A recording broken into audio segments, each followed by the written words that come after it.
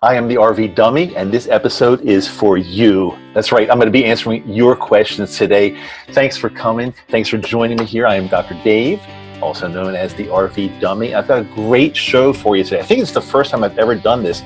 I went ahead and looked through a lot of comments on previous videos that I had not had a chance to really answer yet. Got a whole bunch of them here that I'm going to be answering these real questions from you. And if this works out well, we'll do it again on occasion, and I'll just accumulate a bunch of questions and I'll answer them for you. They're all about RVing. So let's get right into it. Well, before we do, remember, if you like what you see today, there's always a subscribe button right there. Give me a subscribe just so you can be alerted to future episodes. And also, if you like this, give it a thumbs up. And how do you like, by the way, how do you like my new banner in the background? Do you like it? The RV Dummy is going high tech. This is great, and thanks so much for your support. I really, really appreciate it. Let's get right into the first question. The first question is from Jesse. I'll read names when appropriate, when I can figure out what they say. Sometimes people have handles, and I can't really understand what they say. But this is from Jesse here. She says, "Hi. So do you use free campsites or other sites as a second or third option when you're looking for campsites?" So, Jesse, great question. My answer is actually no. Yoko and I do not really use the app free campsites or anything. I know there are a whole lot of apps out there to try to find campsites, whether they're free or paid. Here's what we generally do, and we keep it pretty simple, and I've got all those apps available to me, but generally, if we're on the road and we're trying to get to a destination, but of course, let's say we're on like a 10-day trip trying to get to a destination. I'm just making this up totally. What we do is towards the afternoon, when we start to feel we want to wind it down a little bit, maybe around 2 p.m. or 3 p.m., whoever is not driving will get online and first of all, look at the map and see where we'll be in about an hour or 2 hours or 3 hours, or however much longer we want to drive. So see where we'll be approximately 5 p.m. or 4 p.m. or again, whatever it might be. You can tailor to your needs totally. And then we'll just do a Google search, a pure Google search for camps, RV camping, and we'll look at the town that we're going to be near or in. And a lot of stuff generally comes up nearby in that town. You're able to see reviews very easily. You're able to get a phone number, and we just generally call them up and make a reservation. I will say this also. Now, remember, I want to make it clear. This is not like, these are not final destination campgrounds. These are places that we stop for the day when we want to camp, when we're on our way to something major. So let's say, just say we're going to Grand Canyon, and it's going to take 5 days to get there. So along the way, that's how we will camp. When we get to our destination, we'll generally have reservations. We will have done that in advance. But we don't really want to make reservations along the way because we just don't know how long we want to drive in a certain day. We get tired, the weather gets bad. So we want to be, we call it kind of like a hippie trip. Like we want to have the freedom to do whatever we want anytime. If we want to stop driving at 10 a.m., we'll stop at 10 a.m. If we want to drive till 7 p.m. Again, it totally depends, and this gives us a tremendous amount of freedom. I will say this, and I'm not getting paid by KOA at all, but we do love KOA campgrounds. And the reason is, before you kill me, the reason is because KOA campgrounds are generally made up of people like us. They're on the road, they're driving, they need a place to stop for the night. As opposed to some of these private campgrounds, you pull in there, and I don't want to diss anybody or diss any group of people, but it's sometimes they're more like a trailer park. And that, what I mean by that, they're full-timers that are just there. It's their neighborhood. It's their full-time house, and they're there, and they got tool sheds and swing sets in the backyard. They've got, like, you know, some kind of trailer or some kind of RV, but this is like where they live. They're not really camping. They're not really traveling. And I want to be more with travelers, traveling families, traveling couples that we can share stories and adventures with, and not really with somebody with a mobile home and a sliding board out in the backyard. That's not really where I want to be for the night.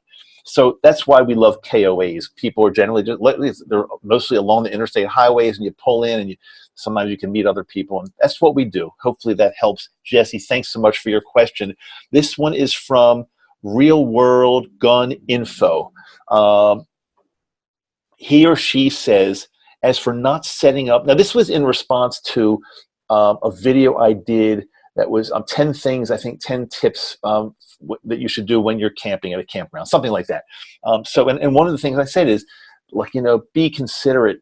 Try not to get there after 10 p.m. and bring your rig in and there are lights and engine noises and you're bothering people. I said, most people like to sleep after 10 p.m. So just be super quiet and try not to do that after 10 p.m. So this person, Real World Gun Info, says, as for not setting up after 10 p.m. because it disturbs other people, a good number of RV people get off work at 5 p.m. on a Friday. They head out for a weekend trip and get to RV parks late at night for a weekend of fun. Well, I get it. I understand that. The only thing I can say is, and I'm not the RV police, I'm not the campground police, but I will tell you that when you come pulling in late at night with your lights and your engine, you pull into a spot, and a lot of I've had people right next to me pull in with a big Class A, and for some reason they need to keep the engine running for a half an hour. I never could even figure that out, but it's very, very disturbing. So if you have to do it, just be super, super, super considerate to your fellow campers. Next question from Pamela Quesnell. I hope I pronounced her name right. She says, you need to determine point to look at as you are looking off to the side and you're uncomfortable to watch. Sorry, but I'm just trying to help. Pamela, that was a tremendous amount of help. I really appreciate it. In fact, I'm glad that you've got nothing to do with your day other than to go into YouTube and tell a YouTuber that they shouldn't be off to the side. How do you like that? They shouldn't be off to the side. They should be looking right into. I mean, a lot of times I'm reading a question, I'm doing something, and maybe I can't look right into your eyes every single second. If you don't like it, Pamela, there are plenty of channels that hopefully somebody's looking right into your eyes every second. I love you, but if you can't bear it, then find another channel. That's all I can say. I try to be as kind as possible. Ella Genoa says, I am so sick and tired of my mortgage. I cannot make ends meet. I just want to be full-time RVer. How do I do this alone? Really, I want to do this with someone else. So there's a lot of questions in there. First of all, you want to get rid of your home. You want to be a full-time RVer. Look, look, Yoko and I love RVing. But be careful. It's a big, big, big decision. Don't just say one day because you're in the mood to sell your home and RV. Make sure you know what you're getting into. I would try to make sure you camp first. Maybe even if you have to rent an RV, borrow one, borrow or steal one, and try it out and see if it's the lifestyle for you. If you sell your house and buy an RV and you're full-time all of a sudden and you hate it, then what? Then what happens? It's going to be a disaster. So ease into it slowly. Make sure it's for you. I mean, it's a lot of fun. We love it, but we did not get into it all at once. Yoko and I bought our first RV, and even though we wanted to sell our house, we held on to our house for quite some time. We're only in the process right now of selling our house, like 2+ years later. So take your time. It's something you want to ease into and not make any quick decisions. Marty Jowett, so glad I stumbled upon your channel. The question I have for you is, how do full-timers handle their mail? Well, that's a great question, Marty. There are many ways to handle mail when you're full-time. Let me think. First of all, if you're full-time but you're kind of based out of an area, let's just, I'm going to use Salt Lake City because that's where we are. Let's say you're on the road full-time, but you always come back to Salt Lake. You can open up a P.O. box right there. You can open either from the United States Postal Service or private. So you can do that and have your mail delivered there. If you're going to be on the road a long time and not really back to your home base, here's what Yoko and I did this past winter, and it worked really, really well.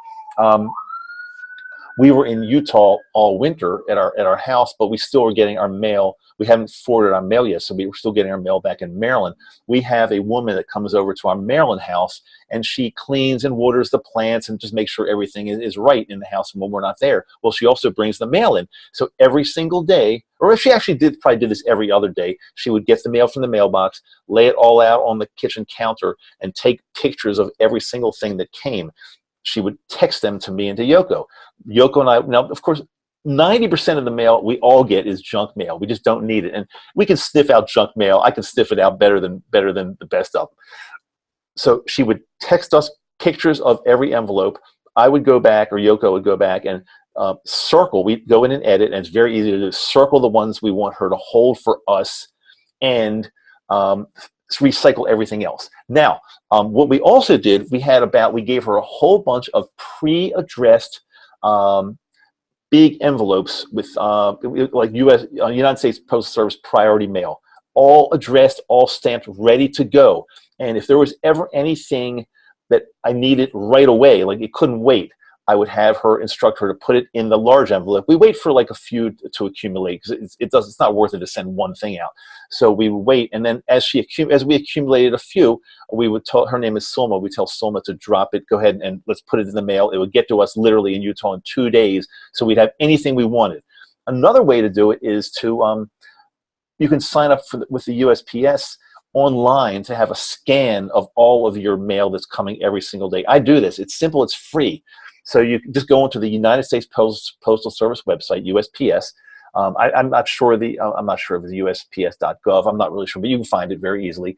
And you can select to have all of your mail every day scanned. You'll get an email every morning to see what's coming to your mailbox. And then all you need to do is have somebody assist you back where in the physical address where it's actually coming, and you can instruct them to recycle, save, open and take a picture of it, let me see it, pay a bill, whatever you want to do. It really is not difficult at all. Great question, Mary. It's Marty. If I said Mary before, I think I said Marty. If I mispronounced or misread, I'm very sorry. It's Marty Jowett. Great question. Douglas Payne says, how did you and Yoko meet? That's a great question, Douglas. And without going into a tremendous amount of detail, back in the year 2000, 2001, right around that time, I got divorced from my previous wife, my first wife. I was, how old was I? I was probably in my mid to late 40s back then. We had been married for over 20 years. I went through a very, very, very difficult time. Depression, anxiety, sadness, felt like I was just losing everything. It was really, really horrible. But instead of rushing into anything at all and trying to find myself a second wife real quickly, I made it a point to really be careful, take it easy, take it slow, find the right person. And I had goals, and I wrote down the quality of, I had like a little book and wrote down the quality of what I wanted in a woman. And I dated a lot, and it's almost like you're interviewing people. You know, it's like dating. But I decided I was not going to settle for anything, any woman, unless I was 100% sure she's the right one for me. I didn't want to rush into anything. So I had goals, I had a vision, I knew what I wanted. I prayed, I asked the universe to send me somebody special. And one day I was on a business trip in New Orleans, Louisiana, and went into a Japanese restaurant, and my waitress was a young woman, very nice, beautiful smile. We hit it off. Her name was Yoko. The rest is history. It's a great story, and I count my blessings because Yoko is just a wonderful human being. I love her. I love her family in Japan. There's just, you know, a lot of people have like baggage and just weird, crazy stuff and bad stuff. But no, there's like, I'm so fortunate. And I know a lot of it is luck, but I guess I just waited and prayed and asked the universe for the right person, and I was rewarded with the right person. Great question, Douglas. Thanks for asking that. This next one is from Mr. Herb Hubstone in Louisiana. Mr. Hubstone says, why are you using a green screen? This was from a previous video where I had a green screen I was using, and the background was an RV, and it didn't look 100%. It was not perfect. So Herb, you're right. You're very astute. I was using a green screen. The reason is because I wanted to. I don't know how else I can answer that. Why am I using it? It's my channel and I want to use a green screen. That's like the best answer I can give you. CD Girl 111, she says the best way. Now this is in response to 10 things you should never say to a police officer when you're stopped at a traffic stop in your RV.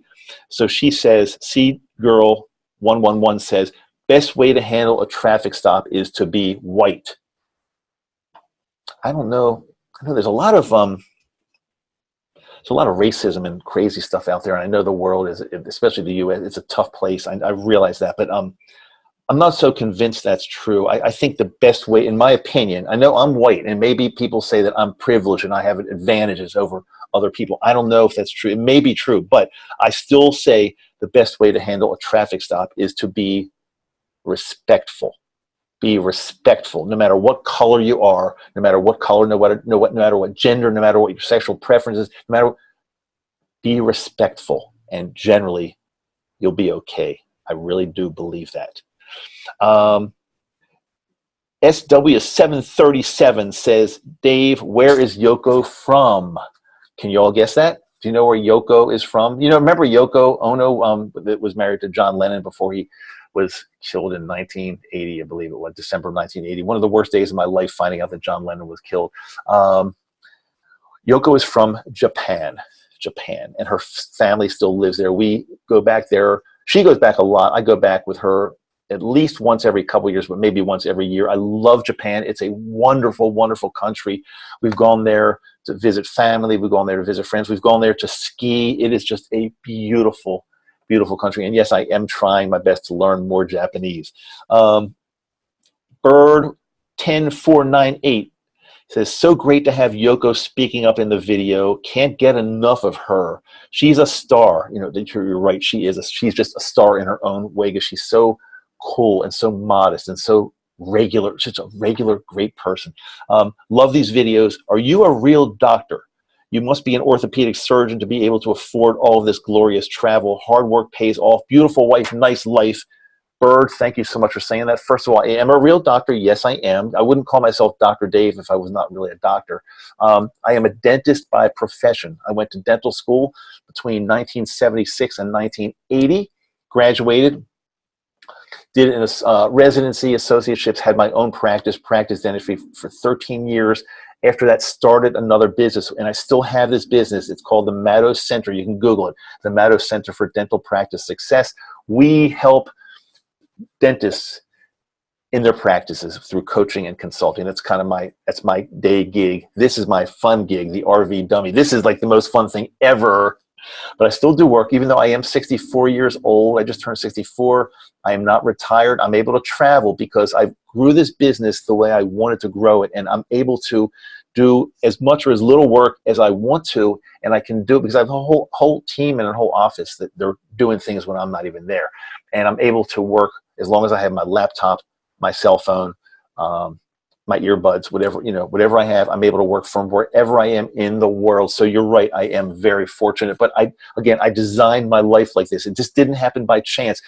Maybe one day I want to do a video on goals and goal setting and where you want to be in your life, because I truly believe that any one of you that's watching me right now can do anything you want. You don't do it irresponsibly. In other words, if you want to go out and buy a $100,000 RV and you don't have the money, you don't go ahead and take a loan out and hopefully you'll pay it back. No, you got to be responsible. But if you follow certain rules, certain guidelines, I really believe we can pretty much do whatever we like in life. It's never too late. It's never too late.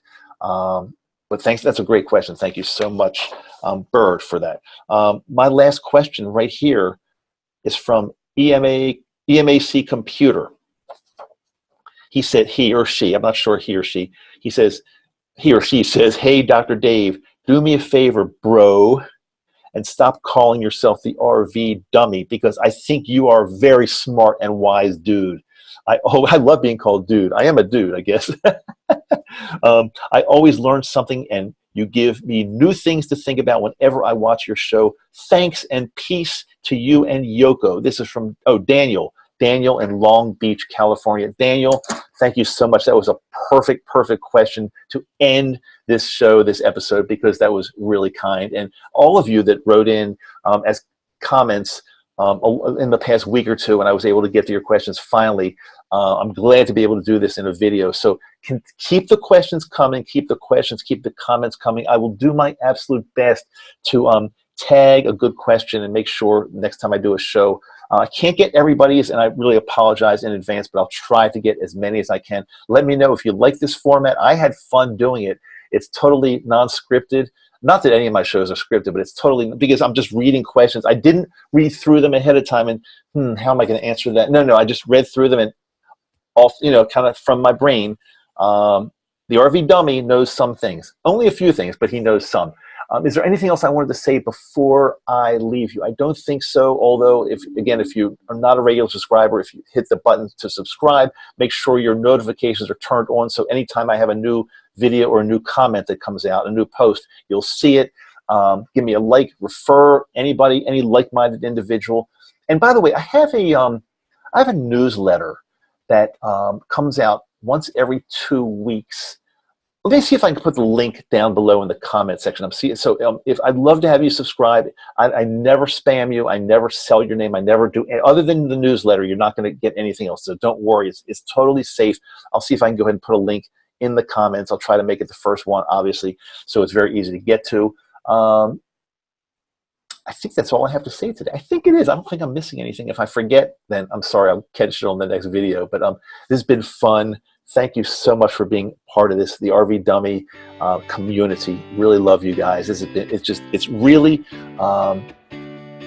fulfilling to know that we're all one group. We're all kind of like one big family. We try to help each other out.